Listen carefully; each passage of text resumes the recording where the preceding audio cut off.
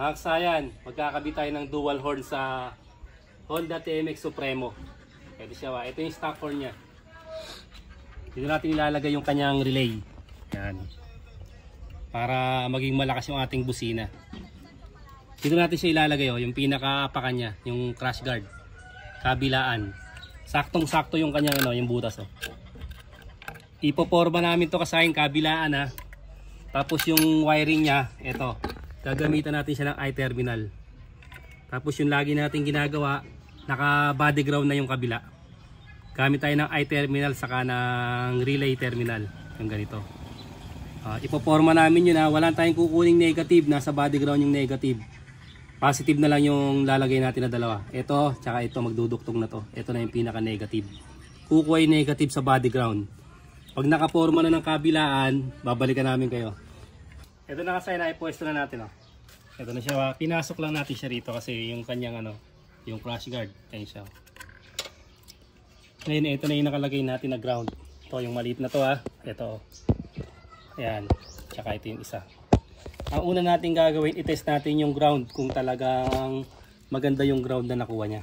Ito. Kita. Test muna tayo battery.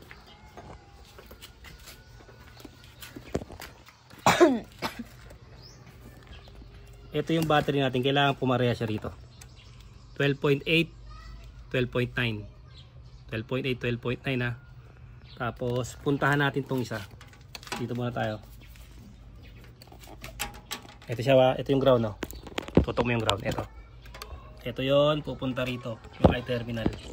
Kaya napakaliit lang ng wire, wala nang gumapang pa sa naka body ground lang siya. 12.8, 12.9. Ayan siya.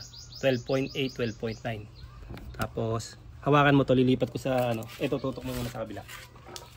Ito, kabilang ground. Yung kabilang ground ito siya yung maliit Yan, yung wire na yan. Para sigurado tayo. Para yung busina natin sigurado malakas. Yan. 12.8. Kayo mo konti. Naghugulo Yan siya kasi 12.8, 12.9 yan. Yan Yan. Di lang siya nag-ano lang sa camera natin. Ibig sabihin okay na yung ground. Tapos balik ka rito.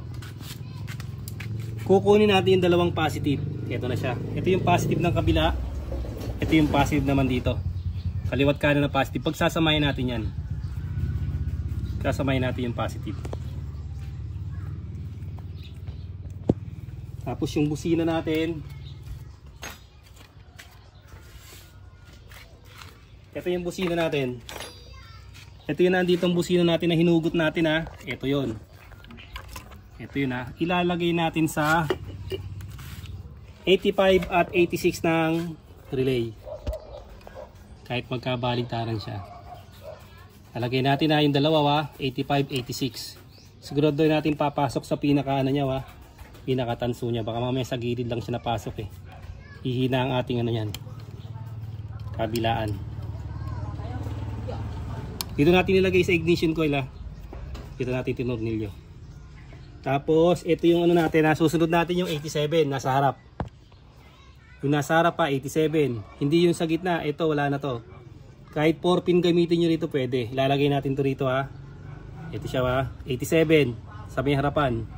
Tapos ilalagay natin sa pinagsama natin na positive. Yan siya ilalagay natin sa pinagsama natin na positive. Number 87, positive ng busina.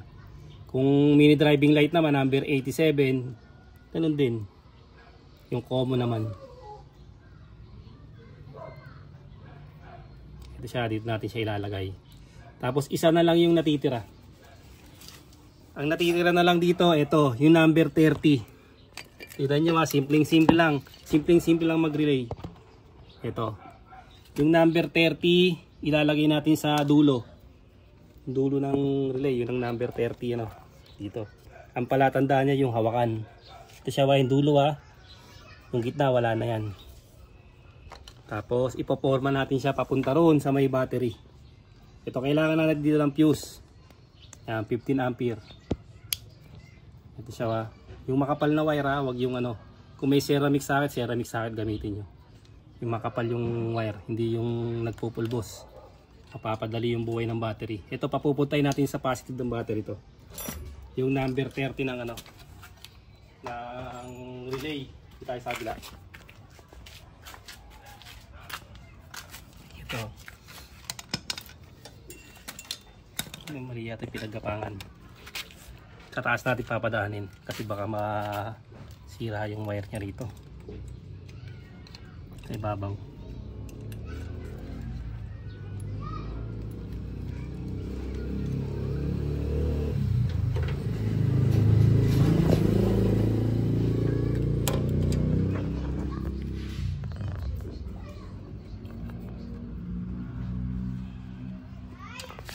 Papadaanin natin sa taas. Cable tie na lang natin yan. Para hindi naman siya malinis yung pag-wiring natin. Ito kasi naka-forma na to, naka-power up na to kasayang, kaya lang nakalagay lang dito MD, yung ano lang, yung all eye na mini driving light. Ilalagay lang natin to sa positive.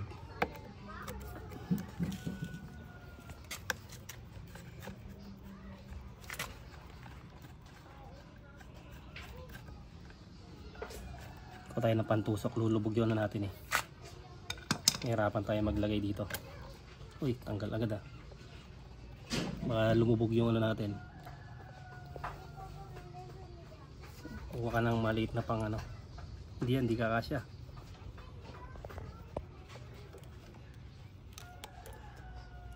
Yan mo, baka ano.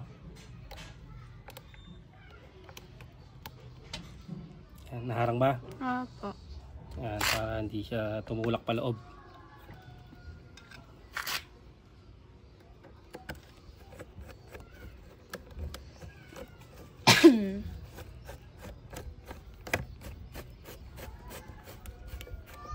Iyo, pumasok na. Model natin TMX Supremo.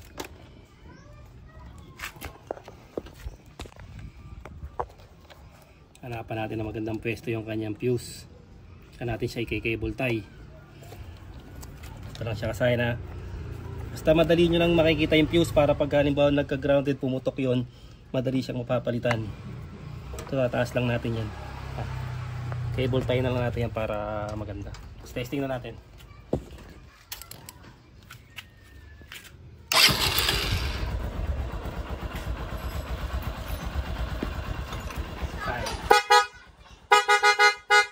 Okay na kagad kasayang. Ganun lang kasimple yung paglalagay ng ano. Pia horn yung kinabit natin dito kasaya na. Ayan siya. Kadalasan ano, MOCC tayo dito ngayon. Naka-pia tayo rito. O, simple lang kasaya na. Ito, naka-body ground na kagad to. Kalagay na sa ground na, wala nang tinakbuhan na. Hindi na tumakbo sa harness, body ground, napakaliit ng space. Tapos, pagsasamahin natin yung positive, lalagay natin sa 87. Yung hinugot natin, kahit magkabaligtaran, yung galing busina, yung hinugot natin dito, kahit magkabaligtaran siya. Tapos, yung number 30, papunta ron, diretso sa may battery na may fuse na 15 ampere. Ganun lang kasayan yung paglalagay ng dual horn o loud horn sa motor. Kahit anong motor to, ang model lang natin dito ay ano, TMX Supremo. Susunod natin kasayan nga pala yung ano rito, Nipro Music. Hanggang dito na lang mga kasayan. Salamat sa panonood.